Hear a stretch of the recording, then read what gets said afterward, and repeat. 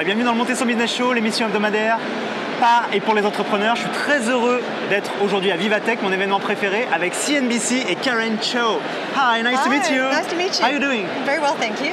Can you explain a little bit to my French counterparts why you're here?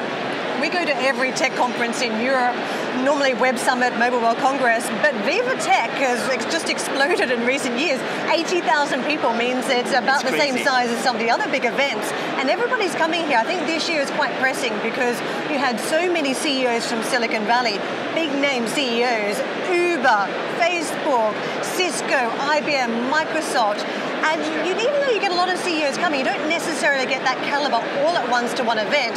So the big question this year is, why are they all here? And I think you've got this very strong message from France that they are open for business, for technology. The startup hub is here, and artificial intelligence is coming here. So all those CEOs wanted to know what was going on. And then, of course, the icing on the cake, data protection rules coming into force this week. So many were keen to sort of get up to grips with the changes that carry, of course, huge fines if they breach regulations. Definitely, and when I saw the list of speakers, it was so crazy because, to be honest, I'm here every year because I love this event. But this year is different because when you have Mark Zuckerberg or Eric Schmidt or Ginny Rometty from IBM or the new CEO of Microsoft, it's huge. And Macron yesterday, the president of France, as you know, said that France is back. Do you feel it in the America? I think it is back in terms of the startup culture that you're feeling. And actually, Emmanuel Macron stopped here to have a chat to me in the middle of all the huge crowd that had gathered. And he was also talking about regulation, because what Mark Zuckerberg has done with Facebook has been an extraordinary story, but they've now bumped up against issues because they've been moving too quickly. And we've all seen the implications of the data privacy breach around Cambridge Analytica. And the message from Emmanuel Macron, too, was about taking leadership on regulation, having the right mix. He was saying to me that the United States is basically unregulated and China is too regulated, that Europe is in the middle. And you want to have almost this fairness coming into play, that there's an equality that takes place and democracy is protected, which was quite a strong message. So I think there are two messages from France. It's that the startup culture is here, but the right regulation, the leadership is coming from France and from Europe. What do you think about RGPD, this new regulation taking place in Europe right now? I think it is revolutionary in the sense that Europe has put itself on the map. It was a little bit opportunistic too, in the sense that Facebook got it so wrong, and therefore the American regulation to an extent looked like it was tested. That said, there is still a big investigation coming in the States which could carry big fines, and that might also send a message from the Americans that even though we look like we're light touch, we can still send a message to some of the big corporates. I think in Europe, it's a slightly different message. These are the rules, are very strict. They're not necessarily easy rules, and I think Facebook is getting a sense of that, for instance, around hate speech, that if you are at all borderline, that Facebook might, through its auditors, just take down that content. And we even saw that in Brussels, real concerns that democracy might be impacted because those rules might be too strong. You know, messages that came through from Nigel Farage, who was, of course, very instrumental behind Brexit.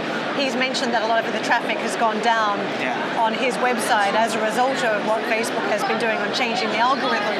So who wants Facebook to be a monitor of the data usage? I don't think anyone wants Facebook to be in charge of that. So I think Europe is still going to be finding its way through this regulation, whether it actually works or whether they're going to have to tweak it.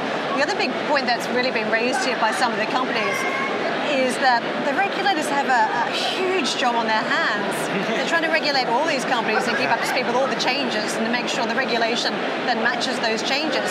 They need the help of the tech companies, and Uber was talking to us about that yesterday, that they need to really engage with the regulators to try to help them out so that they're not in strife, they're not taking the huge fines, but also the regulators are then up to speed with the pace of the technology. Cool, thank you. Last question, because I know you have a very big schedule. That's okay.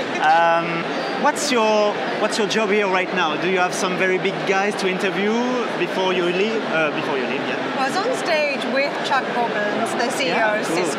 Amazing. And that was really interesting. One of the messages from them was that this whole tech for good theme has been really interesting for some of the disruptors, the likes of Facebook and Uber, but they've been doing this for a long time. They've been investing in training centres here in Europe and across the world with a fairly large footprint. He said to me, we need to shout a little bit louder about this because we've been doing this for a long time. That was a great conversation. I'm also about to hit the stage with IBM Watson to talk about what they are doing with AI. It's amazing. Yeah, and one of the big messages from them is that about 80% of the data that is out there is actually behind a firewall. It's not searchable through the internet. And we keep talking about data from what Facebook's doing and how much data we're serving up. But these companies have got a lot of big data behind the scenes as well that they can harvest and use to improve their business models. And I think a lot of companies didn't realize what they were sitting on. Facebook knew what they were sitting on. Facebook did a lot with that data, but companies themselves have not done a lot with the data. So, we've been talking to LVMH, L'Oreal about how they're using some of those data. Right? Companies that are sort of traditional players doing great things in luxury and cosmetics, but now using the data they have to try and target consumers. And they have huge amount of data, so yeah. But and also to innovate. I think that's what's different, because we talk to a lot of investors and business people about the next story, whether it's worth investing in some of these companies. And you might get the sense that, they've done a lot, they've done e-commerce, what more can there possibly be? But there is actually a lot more that can be done. And, we saw on the stand, on the L'Oreal stand, that there's basically a pod that you can fit into your shower, which is something created by a startup. But the pod you're putting into the device was part of a L'Oreal business, and it's like essential oils that go in, a little like an espresso machine. So they're innovating. The good thing is that you can, sorry for interrupt, there is a good thing is that there is here a strong thing about startups with big boys, big firm like L'Oreal, LVMH, etc. So it's very cool to see the combination. Well, it makes sense of all the things we're talking about, Internet of Things, big data, AI, augmented reality, virtual reality. You see all the applications of these big themes. And the big themes, I think most people are sort of lost. They don't really know what to make of it. They don't know how to make money out of it. Whereas if you see it firsthand and how a big company can unlock the potential, you realize that there are new revenue streams coming for a lot of these big corporates, and they're not sort of stuck in the same narrative about just trying to maximize e-commerce. Why not? Cool. Thank you so much, Karen. It was amazing to interview you. Thank you. I hope you will have a nice day with Judd. Thank you, Judd. Thanks for your help, and everybody here. Thank you so much. Thank you. Nice to meet you. Nice to meet you. Et surtout, n'oubliez pas une chose extrêmement importante. Il n'y a jamais eu de meilleur moment que maintenant pour entreprendre. Merci et à la semaine prochaine.